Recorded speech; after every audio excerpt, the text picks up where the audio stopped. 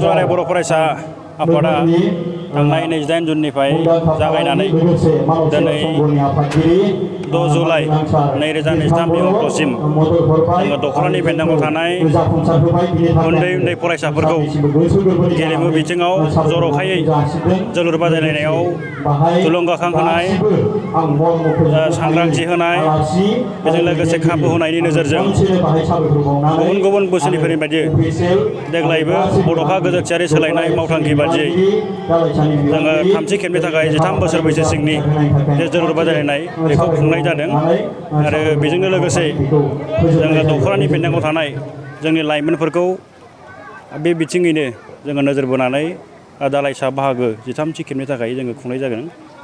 दिनै बिनि जोबथा बादायलायनाय एबा फोजोबनाय हाबाफारि बे हाबाफारियाव जों हांख्रायनाय बादियै गाहाय आलासि महरै बाहागो लाफैनानै बेसेन गोसा बिबुंथिनि गेजेरजों बा जोंनि गेलेगिरिफोरखौ थुलुंगाखांथाव बिबुंथिनि गेजेरजों बेखेवनानै होलाङो बिटिसिनि मानगोनां मावफुं सोद्रोमा राकेश ब्रह्म सारा।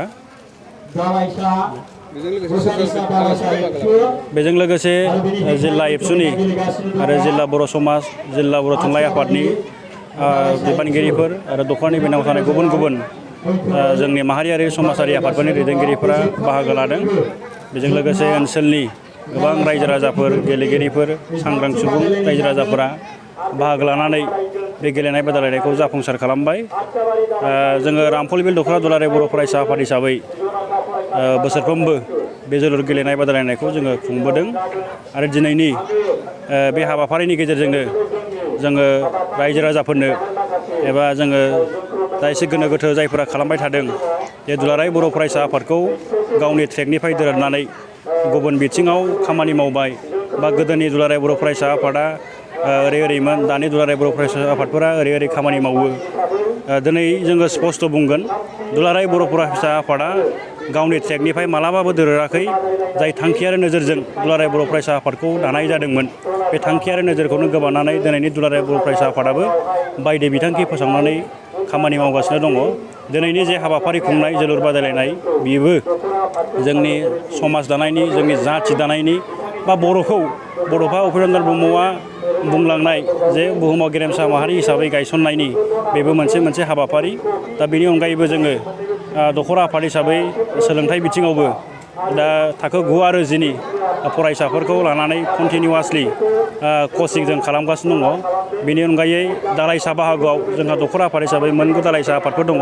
बे दालाइसा आफादफोरा गावबागाव दालाइसायाव मोनसेयै गुदि फरायसालिफोरनि जे फरायसाफोरखौ लानानै सोलोंथाइ बिथिङाव जर'खायै फोरोंथाइ होनायनि असिलायै जोङो सोरबा 25 साननि थाखाय सोरबा 20 साननि थाखाय जे कचिं बेखौ जोङो खालामबाय थानाय जादों।